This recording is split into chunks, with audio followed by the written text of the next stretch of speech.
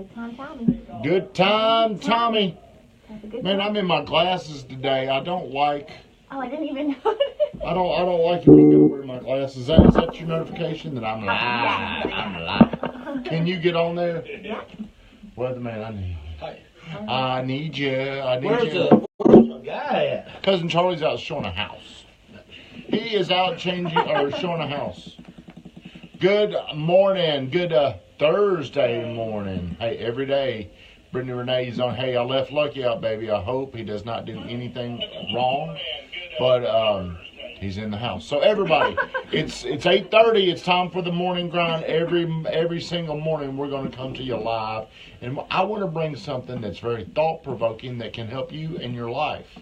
That's the purpose of the morning grind. I want it to be fun. I want it to be entertaining. I want us to be us. Hey, Weatherman said it's time for the morning grind.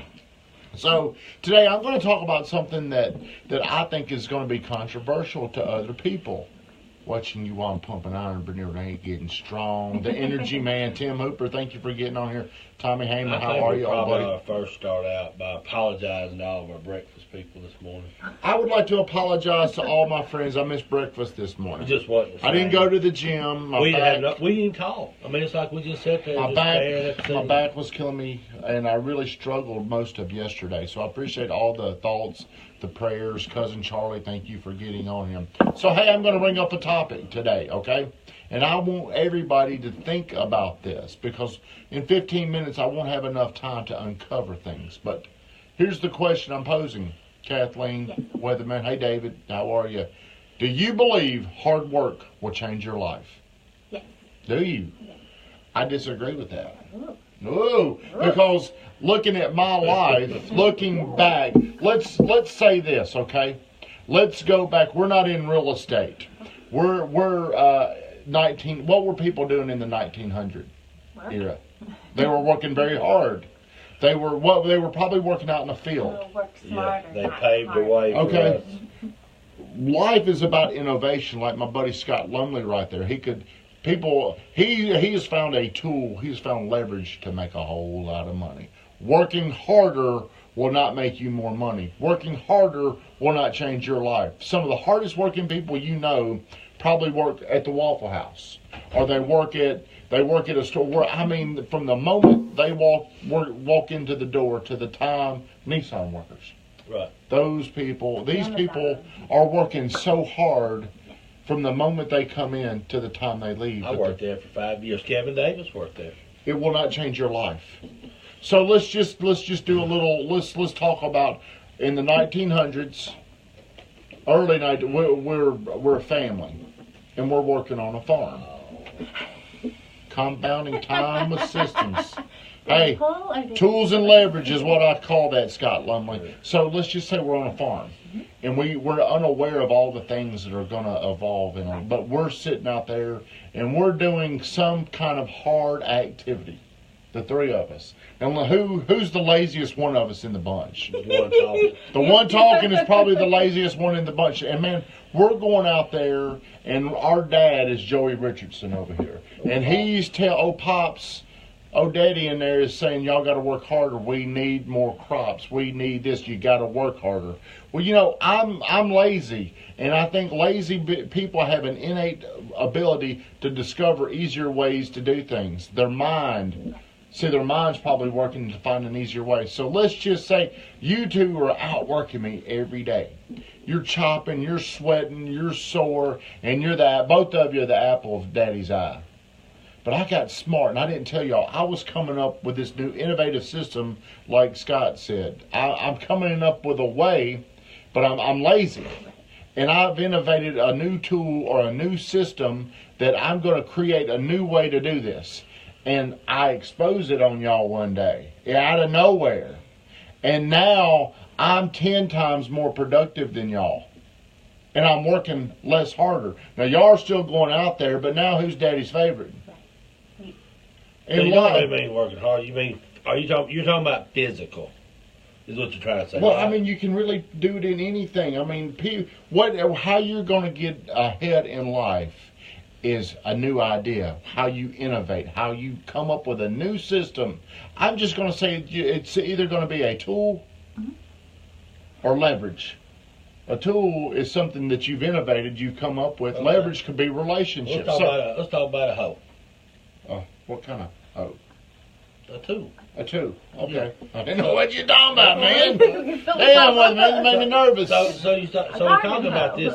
So if we're talking about hard, it's still hard work to get it invented, because any new idea or any new system you put in place, it ain't like you just wake up and the green light comes on and smooth sailing and we got it all figured out. Or do you think there is a way you can do that? Well, which one would you rather do?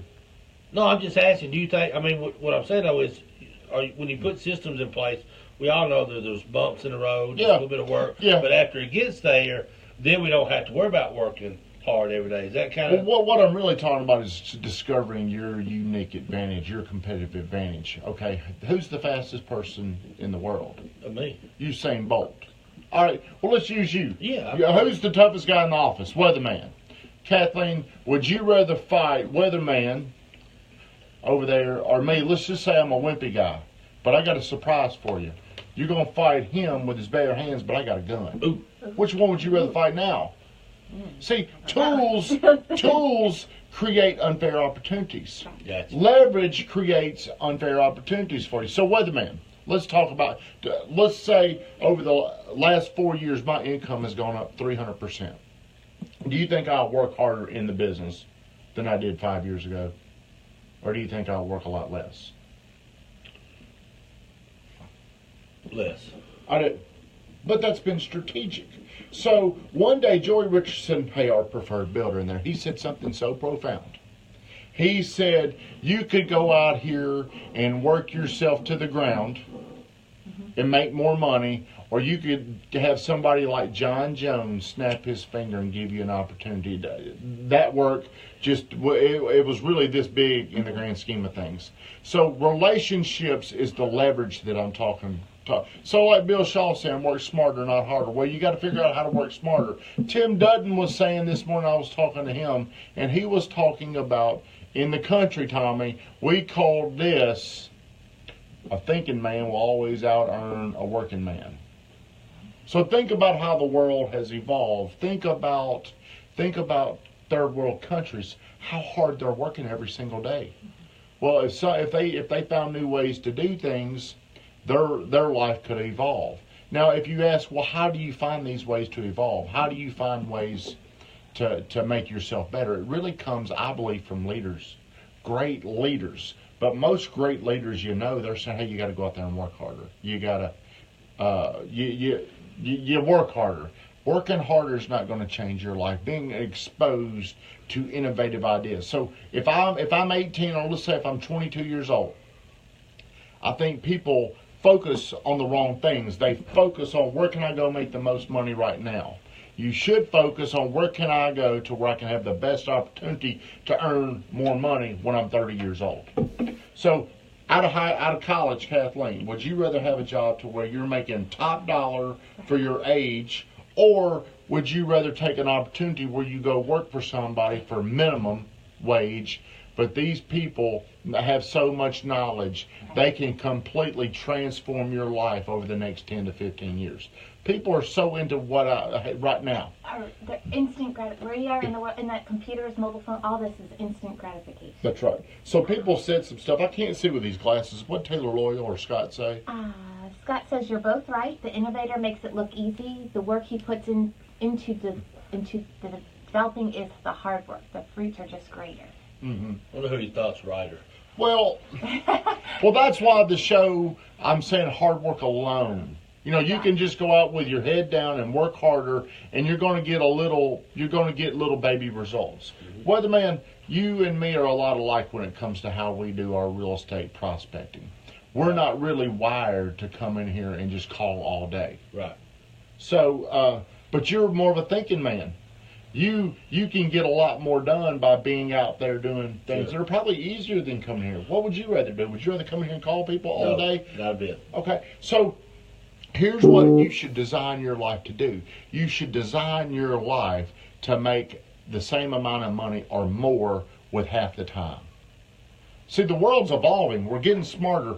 Back in the day, great grandparents had to work 15 or 16 hours a day. Well, now you can get things done faster.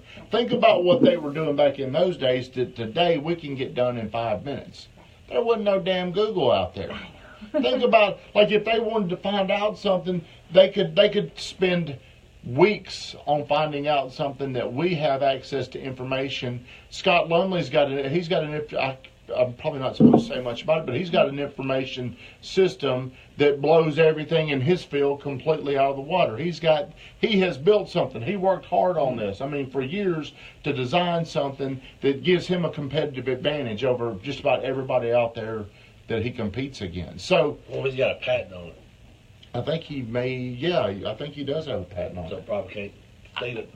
Probably not, but I still don't feel comfortable talking about it. But sure. I do know what he has done. He has developed a way to make a whole lot of money. Well, think about this. Think about, like, even the mortgage people now that they got these systems set up that they continually touch people all the time and love on people, and then they'll network agents with it. And instead of them having to pick the phone up and call everybody on their birthday because you don't remember, these systems are set up to where they're automatically doing it time and time again.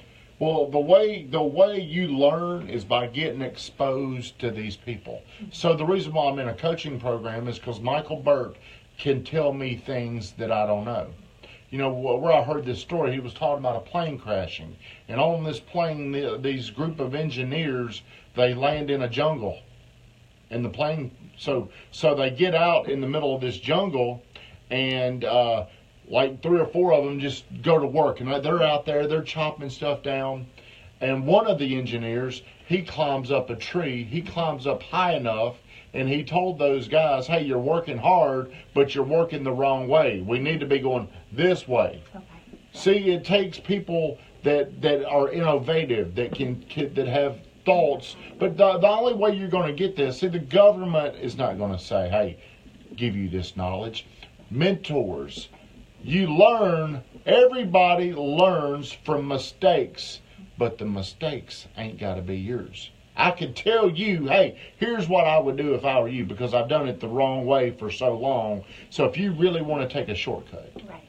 If you really want to get there faster, don't do what your intuition's doing. Ask me, and I can help guide you there a lot faster. So if you were going, what is a big city that you've never been to, Kathleen? To a lot. Have you been? Okay, do you know your way around San Francisco? I've been there, but I could figure it out. Okay, well, do you know your way around Houston, Texas? No. Okay, I'm going to send you to Houston, Texas, and then I need you to go find something there. And you don't have GPS. All you got is that. You've got an atlas, or you got signs. Okay, now how would you feel? How much confidence? How much certainty? How long would it take you to get to this building in Houston, Texas? Now, waves, GPS, all these things they've innovated things to make this so much easier. The world is going to continue to innovate. The world is going to continue to make things easier on the people that figure this out. So I believe whenever you're trying to make more money, and this is really about trying to find ways to make more money, working harder at what you're doing is not necessarily going to get you ahead. It takes more than that, and I think the way you can find these shortcuts is you can get around highly successful people. Whenever we're at breakfast and John Floyd comes in there, when John Floyd's talking, we're listening. Because he can tell us things that we don't know yet. Well, imagine he could tell me something that could expedite me going through years of pain. He could say, dude, all you had to do is come and ask me this, and I could have told you this is all you got to do. But you're open to receiving that information. Sometimes we're stubborn and don't want to hear it. Like, you know, when you try to teach your child, but they don't know whatever. Yeah. But, so you probably learned, gotten screwed, and okay, now I'm ready to listen. Well, I've always had a teachable spirit. No, let me tell you why. And this is not very easy to say. The reason why I feel like I've always had a coachable or teachable spirit is probably because I've had a lot of insecurity. Okay. So I have always been open to what other people said, and I can be influenced by it. Bill Shaw built a network of friends that are subject matter experts make life. Man, that's a great point right there, Bill. But how often are we doing? That's why I read. That's why I watch YouTube. See, my life has changed by the fact that my skills have gotten better. My pitch has gotten better, and all this stuff has come from coaching. My life has gotten better because I've learned how to sell at a much higher level. If you don't know these things, you're out there equipped or unequipped. Is that a word? Unequipped with what you need to be successful. So the best way to get, I believe in any business, the best way to get better is learning how to sell, gaining more knowledge, and as you do that, you become more confident. Weatherman, what would you like to say? You got it. Where's Cousin Charlie? We don't have Cousin Charlie in here. Hey, but I just make sure you breathe every now and then, make sure you're okay. But Weatherman, you said out. I wouldn't do it, and I'm going to do it. I'm going to talk tonight on Straight from the Gut about why do women want these big fancy weddings instead of going somewhere and saving money. We're going to talk about that. You said I wouldn't do it. I'm going to do it. How long have we been going, Kathleen? 14, 15, 16 minutes. 16 minutes, kid. So, hey, that's about all we... So, hey, the next time people are telling you to work harder, think about that. It's okay to challenge that. Because do I ever come in here and ask people to work harder? Do I? I don't. I care about results. I want to know about the result. I'm a result-driven person. What would you say? I mean, how are you going to get results? You're going to get results by different ways. It could be through tools. It could be through leverage. You're going to get a lot more. In our business, you're going to get a lot more results through tools or leverage. Tools could be developing a new lead generation system. Leverage could be your friends out there sending you referrals. I wish I had more friends on here sending us referrals. So that's I believe. Or you could come in here and you could just call people all day. Which one do you think you're going to have better results in? Weatherman? Well, the thing about it is, I guess you look at two different ways. Working harder to me, if I had to come in here and call constantly, that would literally drive me crazy. That would be like me going out and toting 50-pound boulders all day long, because it would be that work for me. But me going out and stopping at 20 different places and going in and say, hey, how you doing? How's your mom doing? How's your son doing? Yeah. Even though I'm going more, I'm traveling more, I'm in and out more, that to me is not working. Okay, well that is a good point. And so here's how I would really rephrase this and say it like this. How much time are you working on things that you don't want to do? Because you're right. There's a lot of times, some people, like this morning on the phone with Tim Dutton, he says, well, Tommy, right now, would you consider this working? Because we were talking, we were collaborating, we were talking about things, and I'm like, well, no. And he's like, well, you know what? This could be considered work. And you are right. So this stuff could be considered work, but I burn a lot more energy when I'm working on things that I don't want to do as opposed to doing things that I enjoy doing. So for me, if Kathleen said, I need you to type this out, my battery would I would throw a fit. I'd go crazy if you try to get me into dot loop, or if you try to get me. No, you get smarter and find somebody you know your weakness. Absolutely. So now you find somebody. Okay, Lisa. Well, one of the first classes I was in of Michael Burt's XQ class is what it was called back in the day. Is he said, all right, if you were to draw a circle and this circle represents 100% of whatever it is you do, what percent of this circle are you doing that you want to do? And I started thinking, well, man, I'm pretty much everything I'm doing I don't want to do. So I have I've come up with systems and processes to do things that I don't want to do. But I try to find people that fit these little systems or areas that they enjoy doing it. Yeah. And you can always tell. Some people have jobs that make a lot of money, but you can see it on their face that they're not happy. And it takes something out of them. And then some people, you can just see the joy in their face because they're doing what they love to do, and it doesn't feel like work. It's like what you're talking about, like you and your Dut talks in the morning. I like to call it Dutton time. Like Tulsa time, Dutton time. But even though that's a tremendous amount of growth for you, it opens your eyes to a lot of things. It doesn't feel like work. It feels like a relationship or great friends talking. But literally, it is considered work, because I guarantee you take a lot of those talks and implement them in your business. Yeah, you're right. You're exactly right. But Living on dozen time. But I don't feel like whenever I'm improving myself, I don't feel like that's expanding, or I don't feel like that's taking away any of my energy. It energizes me. Sure. And I love the fact that I can go learn something and I can teach people. So everybody, we've been going for way too long. We got to get in here. Hey, we got to work. We got to go play. Everybody have a great day.